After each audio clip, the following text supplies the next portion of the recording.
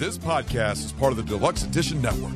To find other great shows on the network, head over to deluxeeditionnetwork.com. That's deluxeeditionnetwork.com. Hold on, stop. Welcome back to the Shit Show 2.0. Okay, boomer. Damn millennials. Wow. Did not know that. Even flirters who are obviously mentally ill. You want to be my wife? Oh, this is gonna go downhill real quick. What is going on, and welcome to Take on the World with Johnny Jukebox. and Mike D. What's up, y'all? How y'all doing? Welcome back for another run. Another run of the best podcast in the world. We're still practicing. This north of the Mississippi. Wait, what's the Mason-Dixon line? Is that the It's not a Mississippi. Yeah, where is it? Missouri? Mississippi? Arkansas. Arkansas? No, where's the Mason-Dixon line? It's Pennsylvania and Maryland. Oh. Okay. North of the Mason-Dixon line. There you go. That's much clearer for our fans. Anywho, you got anything to update? Any new news? No new news. I will encourage people to check out our Jack the Ripper update. Apparently, there is updates to the update after the update, which we haven't done yet because it seems like there's just going to be an argument back and forth about it. So you will be fully up to date once you watch this. And the link, if it's there. yeah, if it's there, because somebody sometimes forgets to put links in. Well, you wouldn't want me doing this stuff, or half this shit wouldn't be on the internet. But we had talked about in the past doing this particular spot in the world. This one is very, very. This one, Quite contrary. I like this one a lot, I should say. This is probably one of my, I don't want to say favorite, but it's a favorite. Okay. Just from like a history standpoint and, mystique, and I don't know. I'm a dreamer. What I found as I was going through it, like you have the basic information on the place, and then I was just about to pull away from my research, and I saw information on how they get the people there, which was interesting in its own right.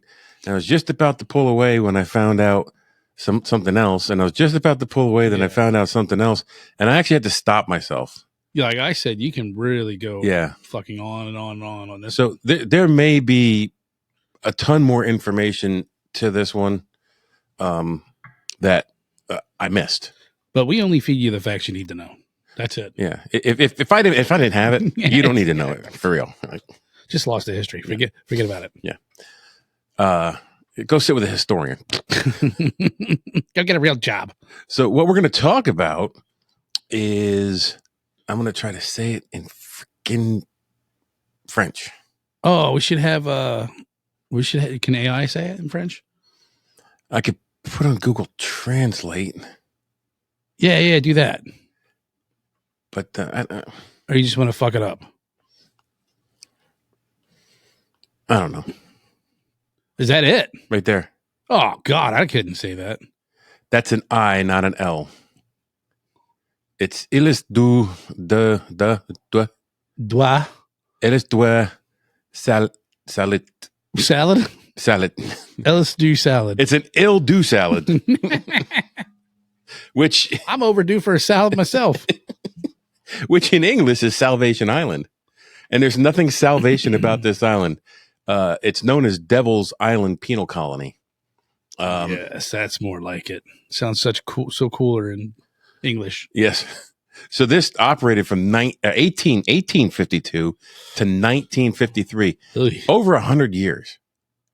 And this is, I would have to say, hardcore for one. There's no the armpit of the armpit of all prison colonies, of the crotch. Yeah, of an armpit with venereal disease. It's the smelly taint of an unwashed penal colony taint.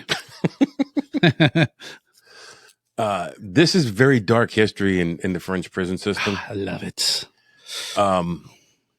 Devil's Island is part of the Salvation Island archipelago. It consists of 3 islands. All 3 of the islands are part of the penal colony, as is part of the mainland. It is in French Guiana, not French New Guinea. And what? Let's say that's basically like a fucking jungle. Yeah. They actually call the island. You jumped ahead a little bit. Goddamn right I did. Maybe a What's lot. my name? What was my Johnny Jump Ahead? Your name? And we'll just go to page 12. Yeah, we'll get there. But you're correct. They called it green something. It's like that triple canopy. Can't see in, can't see out. Yeah. Everything's trying to kill you. Yeah. Absolutely. That. I think that you probably mentioned this, but isn't that where the French Foreign Legion trains? I don't know. I know they do jungle training. And why not there? Well, they probably watch the prisoners there too. Yeah. Although it doesn't specifically say that in my research, so let's not. Well, no, I mean like recently, to this day. Don't know. We should do them motherfuckers one day. I actually just watched the video on them. It's very interesting. So cool. Yeah, that's awesome. So, this place is notorious for the harsh conditions and a very high mortality rate. And when I say high mortality rate, you might think like 20% or 30%. Wow, that's a lot of people. It's 75% of the people go here die. Yeah, that's 75% in its 100-year history have died here trying to escape from here. It's worse. Green hell. That's right there. It is. So, over its 100-year history, 80,000 prisoners were sent to this green hell, and that means 20,000 out of 80,000 survived this place. You must be one hardcore bastard to survive this place. But that's only the tip of it, because once you leave here, if you're lucky enough to leave this place, your sentence still carries on. You have to go to French Guiana and live there for so many years. And there's no jobs at the time. There were no jobs there. There's nothing. There was no way to make money, no way to feed yourself. So it's like you went from one hell to another. Your life is that island then, or that island, but that area of the world. Yeah, South America, that little sliver of freaking. Yeah. So you survive your prison sentence, and like, you're not coming back to France. No way. So you have no family, you have no friends. This is your home. You may go now. Yeah. Bye. You know what do you say? It's like you don't have to go home, but you can't stay here. So inmates face brutal treatment, tropical disease, and forced labor in this hostile environment. So that's just the overview of this. Excuse me for a second. Yes, winter. It's brutal. Speaking of brutal. So let's take a look at the prisons organization. So they had some famous inmates there who ended up being famous later. And this Captain Alfred Dreyfus, the Dreyfus affair. I'm going to go over that at the end. All right. And what made his name so synonymous with this jail and why he's famous for it. And there have been a few successful escape attempts. Well, it wasn't an attempt then. What can you still go there and visit? Yes, you can. Oh, that'd be so cool. I have pictures to throw in while we're going along. If you're watching on Spotify or YouTube, we're going to discuss how the Devil's Island became a symbol of inhumane punishment and why it finally closed in 1993. So we're going to jump into the history a little bit. You said 93. 1953. Okay. I meant 53. I heard 93. I probably said 93. All right. Anyways, 1953. that's a long ass time. Yeah. So this prison system kicked off in 1852. Prior to that, now this says it wasn't anything prior to that. It was abandoned, but it wasn't. What were they doing before this? Where? Did they just have like mainland prisons in France, like traditional stuff? Yeah, I don't know if France was the conqueror of New Guinea, or not. I keep saying New Guinea, Guyana at the time, French Guiana. I don't know when they took over that part of the world, but so they you'll see that they say there was nothing here before. It's not true. There was a leper colony on the island prior to this. Jesus Christ. So that's true? There actually were leper colonies? yes. Wow. So this was kicked off during the reign of Napoleon III. Now, Napoleon III is not Napoleon Bonaparte, but his last name is Bonaparte. He is Napoleon Bonaparte, like the Napoleon we know, like from history books. It's his nephew. So he rose to power, or the regular Napoleon Bonaparte rose to power through military success, while Napoleon III was first elected as a president and later became emperor through a coup d'etat. They both made significant impacts on French history. Bonaparte was remembered for his military conquest. Napoleon III is known for modernizing France's economy and infrastructure. Was that you or me? That was me. I was grabbing my beer.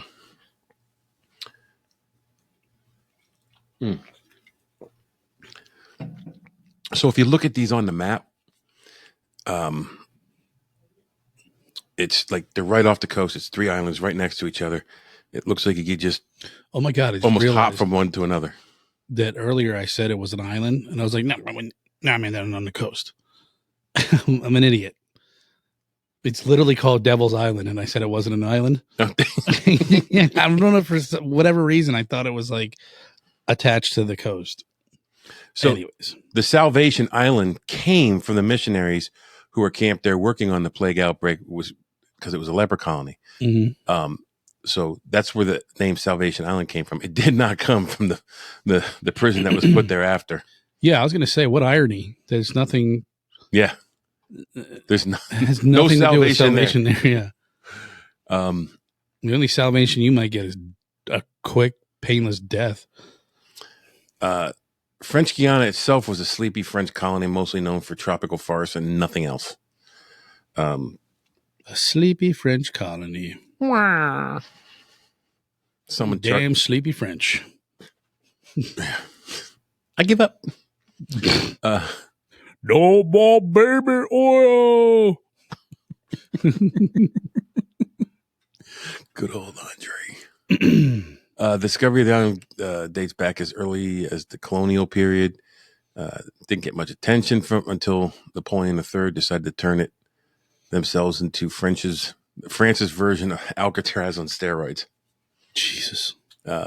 So basically, they took the idea from Great Britain, sending all their criminals to Australia, to do the same thing here. Send them far away from France, where we don't have to think about them, we don't have to see them.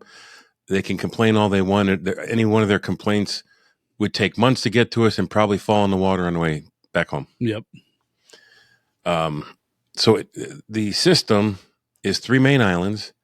It's Isle Royale, St. Joseph's Island, and Devil's Island itself.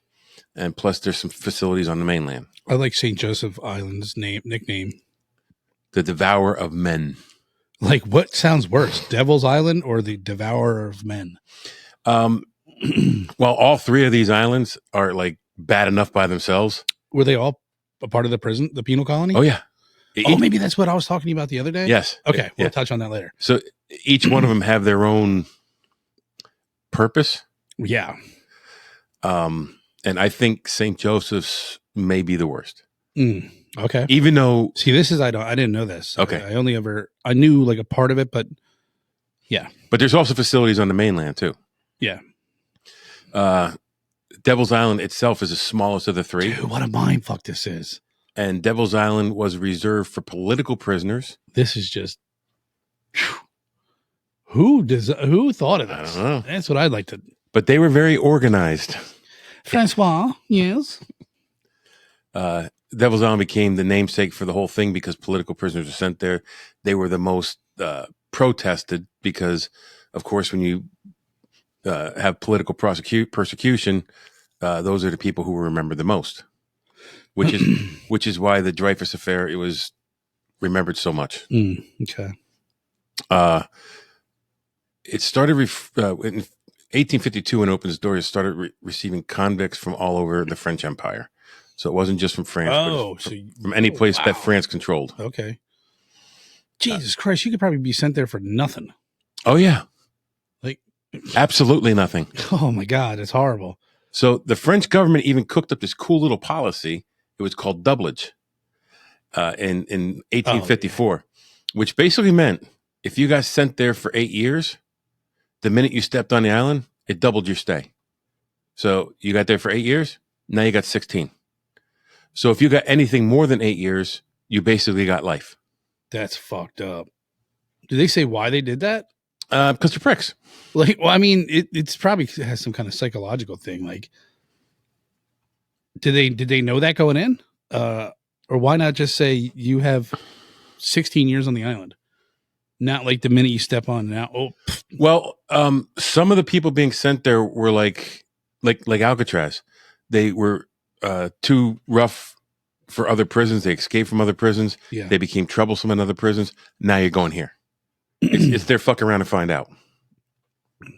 But now you found out you stepped on the island, your sentence just doubled. Wow. So, yeah. Well, buddy, you're exiled for life now. Yeah. The place quickly earned a reputation as the Green Hell. You get a life sentence for stealing an apple because you're starving. Yeah. We already talked about that. The death rate and the disease, tropic disease. Some of this stuff is in here twice because when I would research different aspects, the same information would keep coming up. And yeah. It wasn't just for hardened criminals either. Political prisoners, including 239 Republicans who ticked off Napoleon III, found themselves shipped off to this tropical nightmare just because they pissed off the emperor. Be gone with you. They told him, hey, you're naked. You're not wearing new clothes. What is this village you talk about? You'll find out. What is going on? I want to talk to you about our latest sponsor, Smackin' Seeds.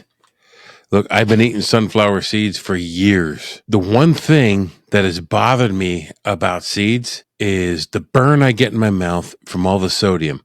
Now, the seeds I get from the gas station have like 1,920 milligrams of sodium in them. And I came across these seeds and I figured, hey, I'm going to try them out. And I got them. I popped them in. Flavor's great. Then I looked on the back and sodium per serving on this bag of their backyard barbecue, Smackin' Seeds, is 160 milligrams, as opposed to the ones I get at the gas station, 1,920 milligrams per serving. So when I use the ones from the gas station, I pop in a handful and I'm breaking them apart with my teeth and tongue. I'm spitting the shells out and I get a burn in my cheek and I get a burn in my tongue. Not with these. Same thing with the sour cream and onion. Same thing with churro. I also have jalapeno cheddar. I got a variety pack and I love them all. Nothing like them. So you need to check them out. So you go to smackinsunflowerseeds.com/TOTW pod. That'll automatically put our 10% discount code right in there. It'll ask you, you want the discount code? There it is, right there. Done. You got nothing else to do. You need to check out Smackin' Sunflower Seeds. They don't cost any more than the ones you buy at the store, but a lot less sodium, great flavor, big seeds. You can't beat them. So I added this because this wasn't in the original research, and I asked, well, how did they get to the island? And they said, well, they were put on a boat and they were taken on a boat. But when I was glancing through one of the websites I was looking at, they said the journey itself killed many of the prisoners going. I can only imagine. So first off, you're stripped of your identity. Did they say how long it took? 3 months. 3 months. I'm sure it's in here. I think it's in here. Their cafe wasn't too great. So they strip you of your identity. They treat you like cattle. They slap shackles on you. They toss you onto a ship with a bunch of other poor bastards. Worse than cattle. They don't slap shackles on cattle. Well, they stick them in the belly of the boat. They put them in these cages and just stack them on top of each other. I guess the main vessel they used for this hellish voyage was called La Martinière. Sounds so nice. Yeah. It sounds like a nice cruise liner. Yeah. La Martinière. It's you and 100 other convicts crammed into a glorified floating cage. Oh, my God. And the conditions were about as far from a luxury cruise as you can get. Let's just be honest. There were no knishes on this. There were no knish. This is a knish-free cruise. They would feed you stale bread, which you would expect because that's how things were.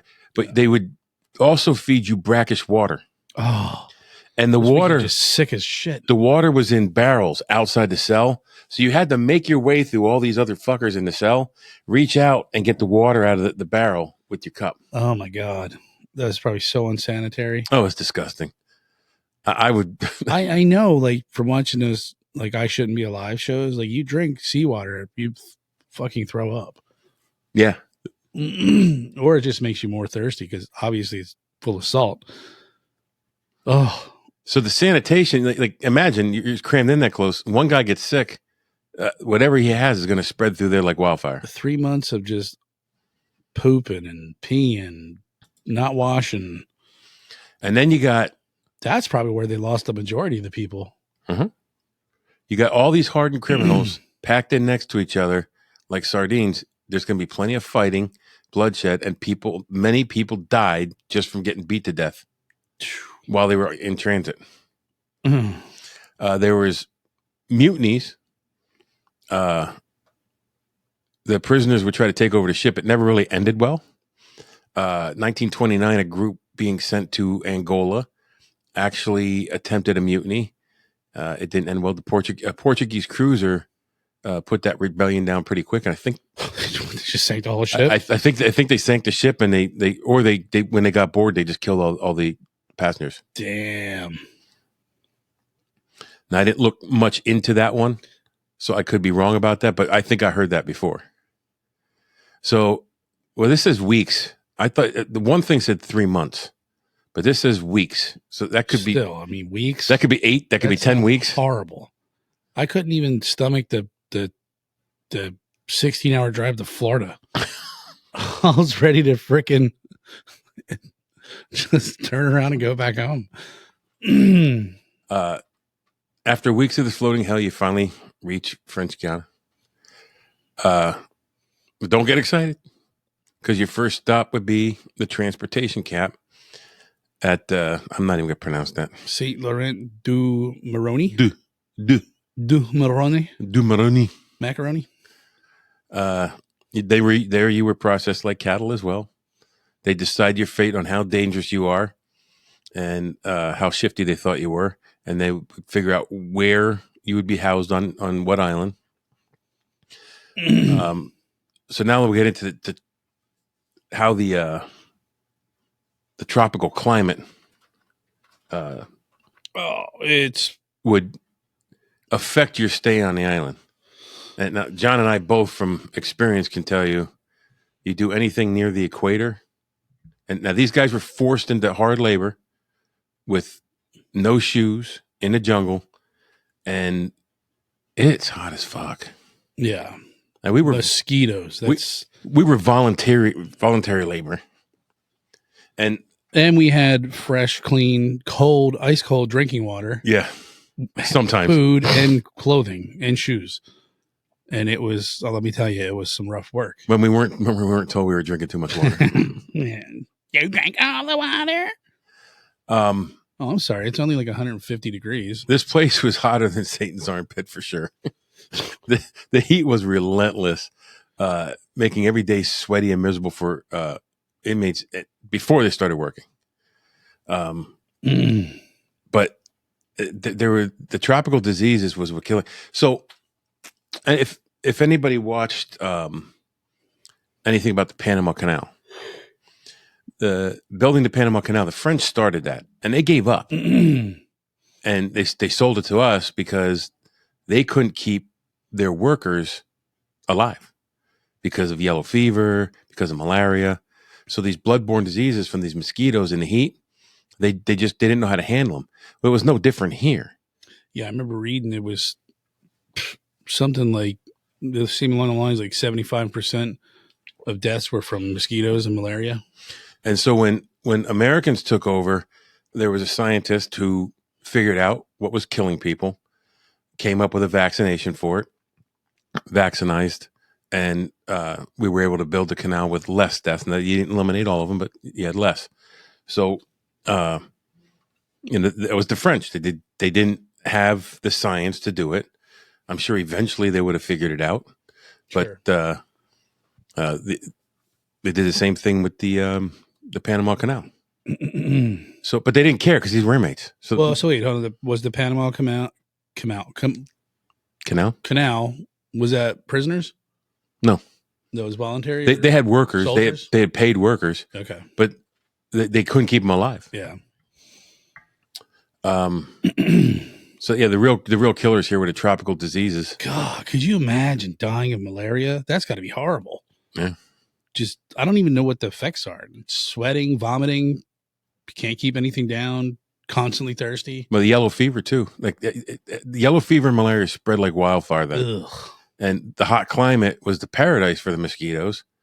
And they weren't just annoying, they were deadly. Right. So like, I remember going to Canada, and at nighttime, like as soon as the sun would go down and it got dusk, the mosquitoes would come out, and they were like big mosquitoes. They were just relentless. And that's not even probably a touch of what these guys had to deal with. right. But I'd have thick army cargo pants on, and they just go right through those. Yep. And you just constantly. Well, it's not just in that climate. When I went up to Alaska, the one day we were up there was I don't know, like 48 degrees when we got there. Yeah. And we went out to the first job site, and I wore shorts and a short sleeves. I got chewed up, dude. Yeah. I got gnawed on. We just went out to look at the site. We're out of the truck for 5 minutes, and I got chewed up. I had bites all up and down my leg. That's maddening. But that's not the worst of it, because infections there were horrible because the heat and humidity was a perfect breeding ground for bacteria. So you had any small cut or wound, it could become a life-threatening infection very quickly. Ulcers would get infected and turn into gangrene. The vampire bats could even become deadly. What the fuck is a vampire bat? You've never seen a vampire bat? They're huge, huge bats.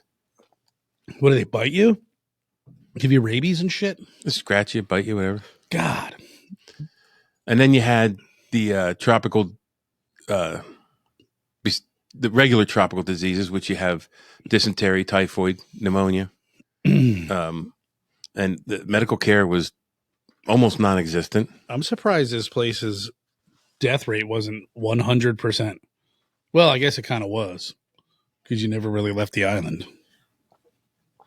There was no way to escape from the heat. Like you couldn't, like I'm working outside all day. Now I'm going to go inside and sit in the cool air conditioner, the cool air conditioning, or I'm going to sit in the shade. You get in your cell where you're double chained, and the rocks have been baking all day in the sun. It's like an oven in there. Jesus. No ventilation. I want to read that book, Papillon. Well, that book, Papillon, was written by one of the inmates from here. Yeah. Johnny Jump Ahead. Thank you. Now we don't have to touch on that. Yeah, we do. Maybe. Malnutrition. You're the brutal heat with forced labor, and then you'd come back and you barely get any food.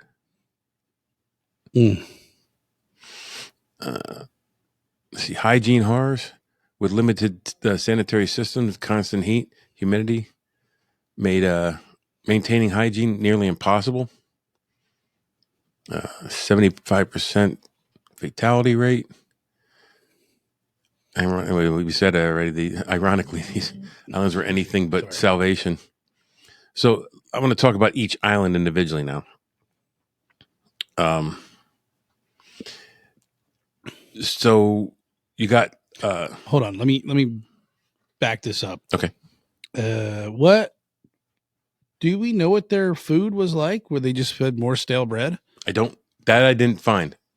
Or I'm sure these motherfuckers would probably try to kill anything that they saw moving out there. Well, it was a tropical island, so there's probably coconuts and pigs, and I'm thinking. Well, I don't know. There's not gonna be pigs on the island. They'd be hunted out quick. True. Or like say they did find I don't know. You know how inmates be. It's like survival mode at that point. Birds, maybe. Birds, fish. If you're so lucky to get down to the coast. Well, that was another thing. The reason why they're. Oh, okay. Well, go ahead. I'm getting off track here. No, we could talk about that because I haven't touched on it yet. One of the reasons why it was so hard to escape from this place was even though it was so close to the shoreline and the islands were so close to each other, there was hordes and hordes of sharks that would swim around this thing, and the tides and currents were so strong that it made it almost impossible to swim. So you had to have a boat. Damn. Like you jump out there, you're going to get bit by a shark. That alone would deter me completely. Unless I was just like, fuck it, I'm either going to die here or die by a shark. Yeah. Which doesn't sound all that appetizing, to be honest with you. 6 to 1, half a dozen of the other. Sorry, I had a beer mishap here.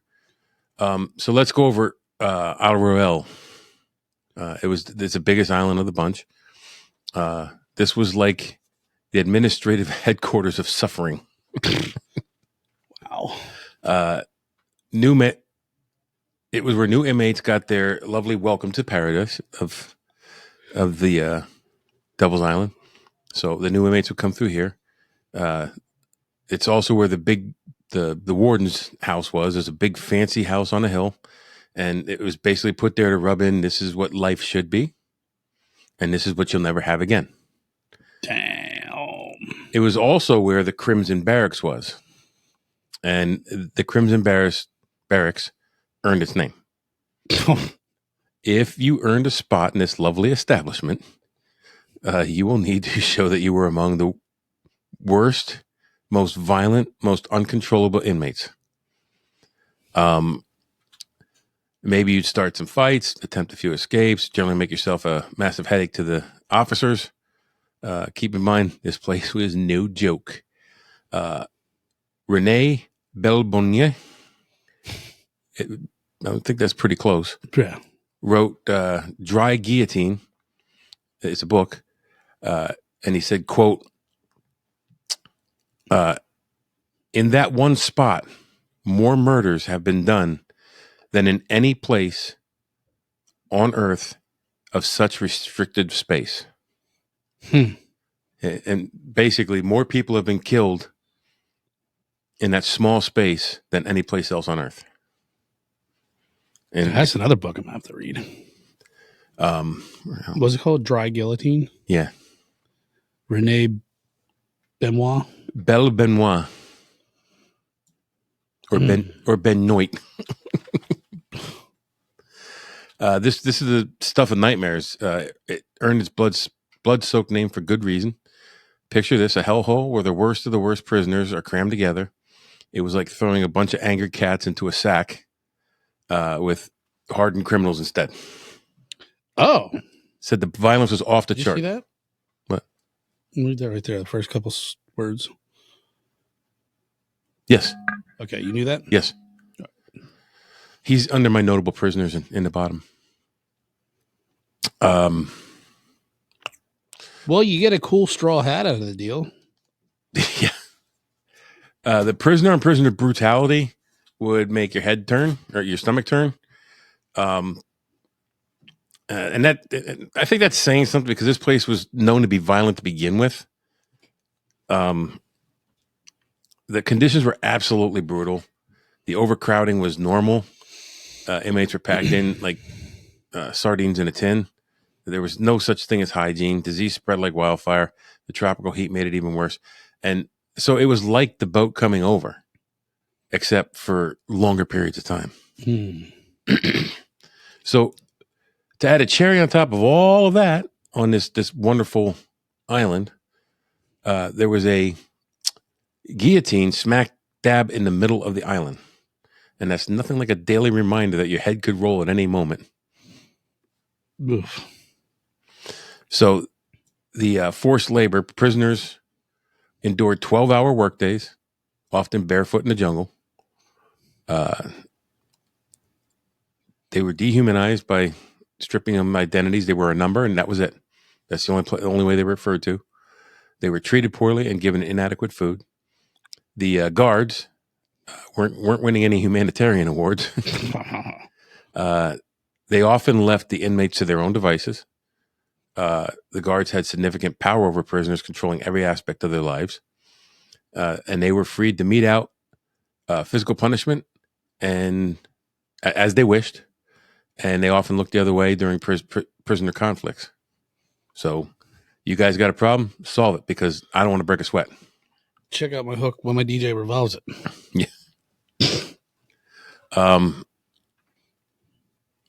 Despite the harsh conditions, life on El Royal was considered relatively peaceful compared to the other islands. Jesus.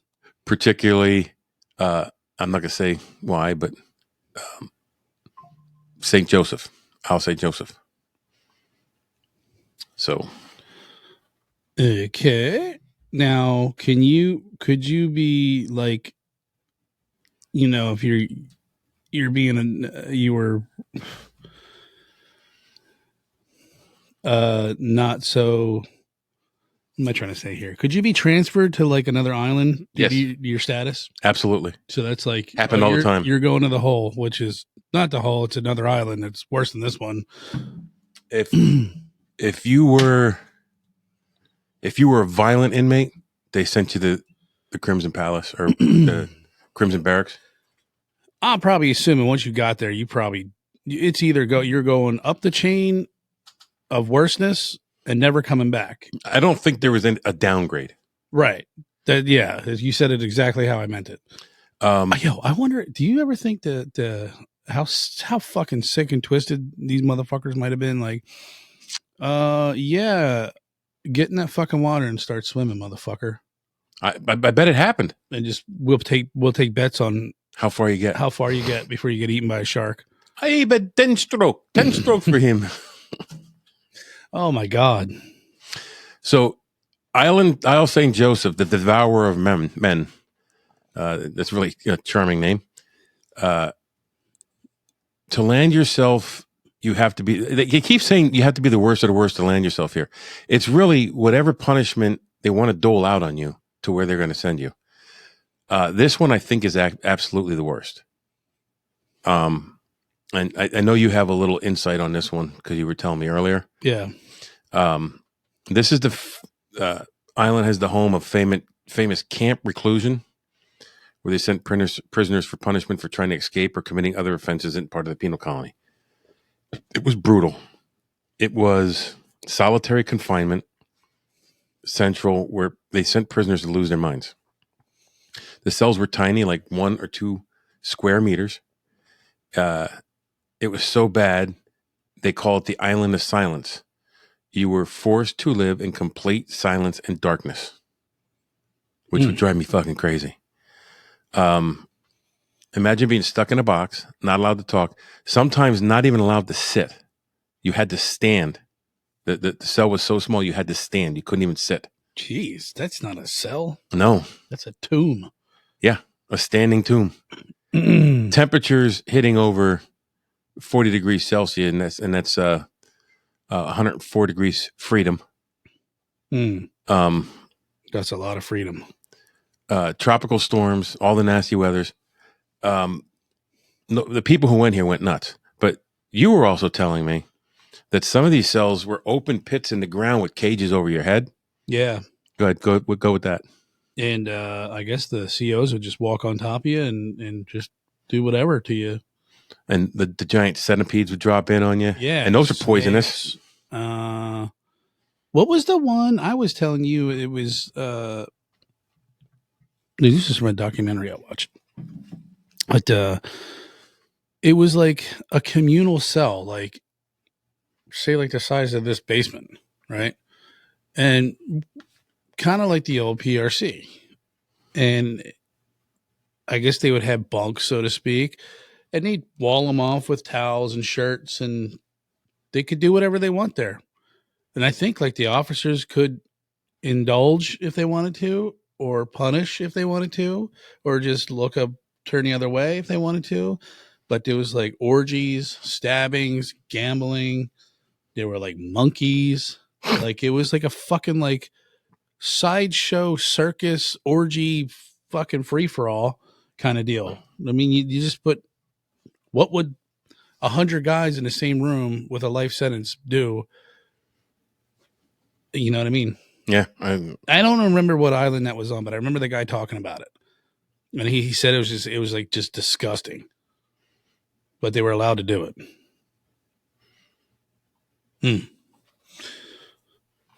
Did I missed Devil's Island. You did? How'd you do that? I don't know. Oh, Mikey. You were rushing me.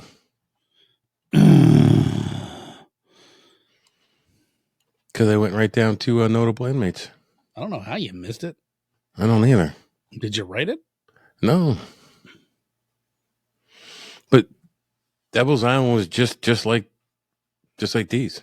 Like maybe that was the island that had this sex dungeon murderous.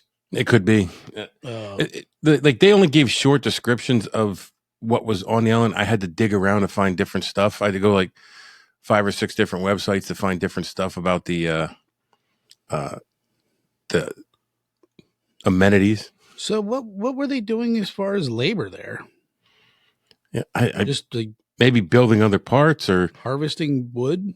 Could I don't know. Maybe they took them to the mainland and did tobacco plants, stuff in the jungle. I don't know. Probably why there's no jobs on the mainland. All the inmates are doing it. Yeah. Damn. Maybe they were making tires for Ford.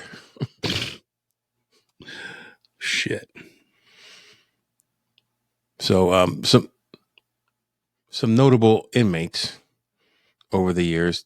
Now I mentioned Alfred Dreyfus, and I put a little bit of his backstory here just because I think it's interesting to know. He was a well-known political prisoner on Devil's Island. He's a Jewish French army officer who was wrongly accused of treason. Spent 4 years incarcerated there from 1895 to 1899. During his time on the island, he wrote a journal and over 1,000 letters. He were the key events that led to Alfred Dreyfus' wrongful conviction in 18. This dude was railroaded, like out the ass. In 1894, French intelligence discovered a secret military document, the Bordeaux, had been sent to a German military attaché in Paris, indicating a French officer was committing treason. Despite weak evidence, Dreyfus had been accused based on questionable handwriting analysis and an anti-Jewish prejudice. He was arrested on October 5th, 1894. Major Herbert Henry created forged documents to strengthen the case against Dreyfus. A secret file containing some of these forged documents was shown to the judges, but not to Dreyfus's defense. Court-martial was held in secret, preventing public scrutiny. Key points included unreliable expert testimony from Alphonse Bertillon? Bertillon about Dreyfus's handwriting. Major Henry's dramatic false testimony swearing to Dreyfus's guilt. The judges were not allowed to see any exculpatory evidence. On December 22nd, how many days is that? It's like a month and a half. 7 days. No, I lied. It was October. Yeah, like almost 2 months. Dreyfus was unanimously convicted of treason by 7 judges, sentenced to life imprisonment, and kicked out of the military, basically. The wrongful convictions set off the infamous Dreyfus affair that would divide French society for years to come. I did not go deeper than that into it because that would end up being a show on its own. Sure. But he eventually prevailed and was let out. And I think the charges were dropped against him. He was exonerated. But how many years did he have to spend? 4 years. 4 years. 4 years in hell. The next one was the one you showed me. Henri Charrière. Charrière? Yeah, I think that's how I say it. Charrière. So he's the one who wrote Papillon. Which means? Puppy on my belly? I don't know. No, it means butterfly in French. Okay. Yeah. I think I knew that and I forgot it, and then I knew it and didn't. I'm surprised I remembered how to I think I remembered how to say his middle name. Although his account is disputed, really? Charrière claimed to have escaped from Devil's Island. His best-selling book, Papillon, was detailed his alleged experience and escape, and they also made the movie. Yeah, Papillon, which was is it George Peppard in that? I don't know. I don't know the actor's name. Anyway, some dude. So while we're here talking about Devil's Island, you can no, it was oh my god, what the hell's his name? He was in all those Taken movies. I have a set of set of skills. Liam Neeson? It was Liam Neeson. He just said the same thing. I have a particular set of skills. One is my body is not able to catch malaria. I'm gonna look it up. Fuck. Because you're killing me. You're killing me. PAP. 2. I don't think 104 degrees freedom is that hot. It's a 1973 film. Cast. Dustin Hoffman, Steve McQueen. Oh, it was way off. Yeah. Dustin Hoffman? Yeah. That's what I said. It was Rain Man? It was actually an odd couple because Steve McQueen, I get, because Steve McQueen was in all those kind of movies back then. But Dustin Hoffman, I must have been super young. I felt was very odd. Anyway. Yeah, I like him. It's been years since I've seen that movie. I think I might want to watch it again. Anyway, the next one was Renee Bellbenoit. It's probably pronounced so different than that. Bellbenoit. Bellbenoit. Bellbenoit. It's Benoit. That ballast. Benoit. Because that's how Chris Benoit's name was spelled. Spade. But it's maybe Bellbenoit. I don't know. Bellbenoit. One of the most renowned escapees, wrote 2 memoirs about his experiences: Hell on Trial and The Dry Guillotine. 15 Years Among the Living Dead.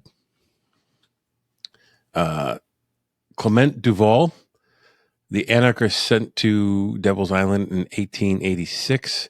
He escaped on 1901, fled to New York City, and he wrote the book called Revolt about his imprisonment. Who are the other notable inmates? Charles de Rudio, probably pronounced different, in prison for assassination attempt of Emperor Napoleon. He later escaped, eventually joined American Army. Francis Lagrange, a painter and forger who wrote about his experiences on Devil's Island. Bernard Carnot, allegedly wrongly convicted for murder, sent to Devil's Island in 1922. He escaped, reportedly aided by an American sailor, William Willis. So wow. I know some of the names because of the books, like the Belle Benoit. I recognize the name. I recognize the Dry Guillotine. I recognize Papillon, obviously. And I know the story of this other cat. We just didn't cover the actual island that this thing's named after. And I'm remiss. I messed up. I have to apologize. I could probably pull something up quick, and I mean, I would think it's probably pretty much the same. Yeah, Worst of the worst. Blah blah blah. But I think of all the 3 islands, if you had to be on one, like if you had to be there, that's the one you wanted to be on. Right. Like, not that it was a playhouse. It's just, if you had to be there, I wouldn't want to be in solitary confinement, and I don't want to be in a big building where they're fucking slaughtering each other. Did you ever find that information on, like, I swear there was a one guy, like, almost like he was a lifer, but they, like, let him build his own house up in the. No, you told me about that last night. I didn't have time to look it up. And he's just like towards the end of his life, he just went off and lived by himself on corner of the island. That's what they do to him. Maybe they just felt sorry for him. I'm like, oh man, you survived all that. It doesn't seem like there's much compassion. Yeah, unless he was one of the last guys there, like 1953. I've been here so long. I've counted all the blocks in my cell. Yes, but have you named them all?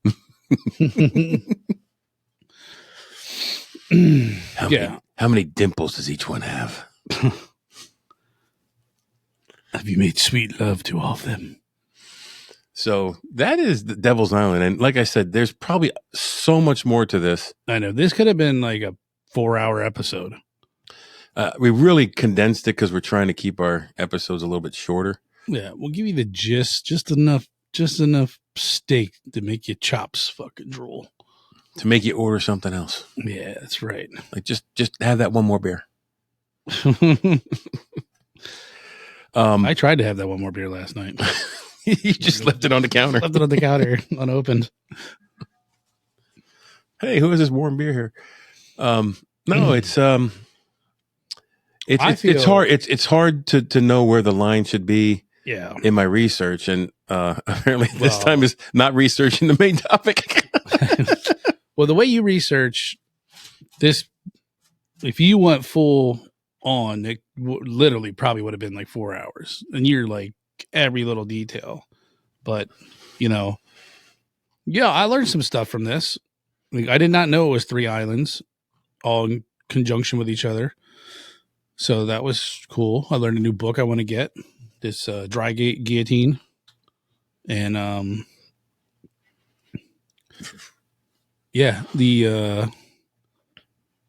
the think, like you said, the Devil's Island probably was but I would assume if you fuck around, you're going up the.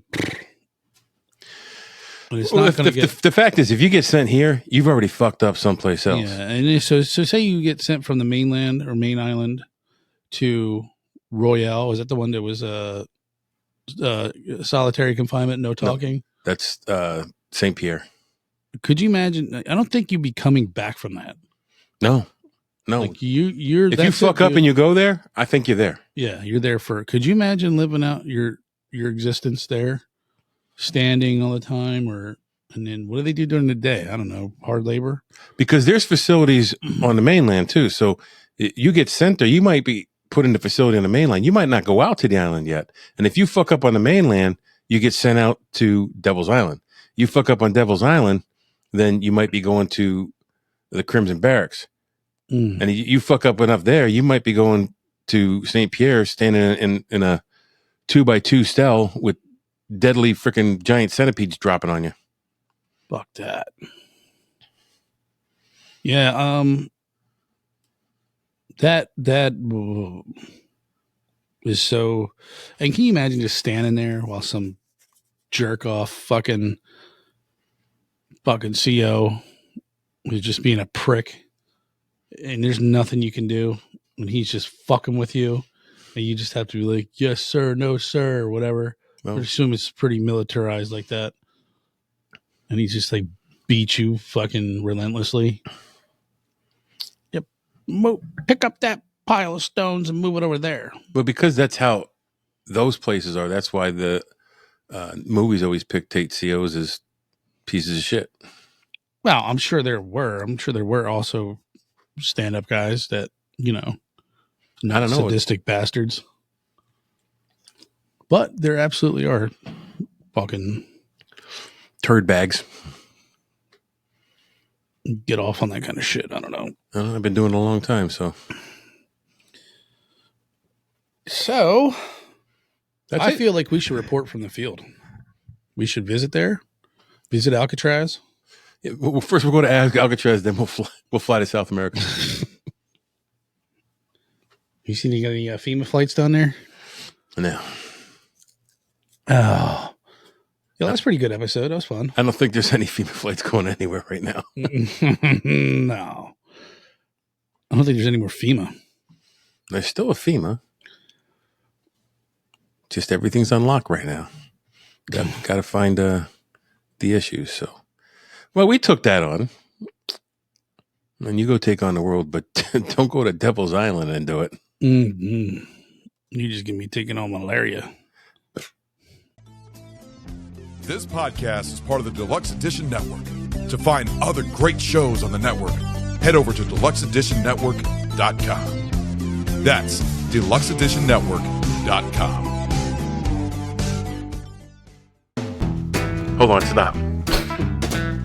Welcome back to the Shit Show 2.0. Okay, Boomer. Damn millennials. Wow. Did not know that. Even flirters who are obviously mentally ill. You want to be my wife? Oh, this is going to go downhill real quick.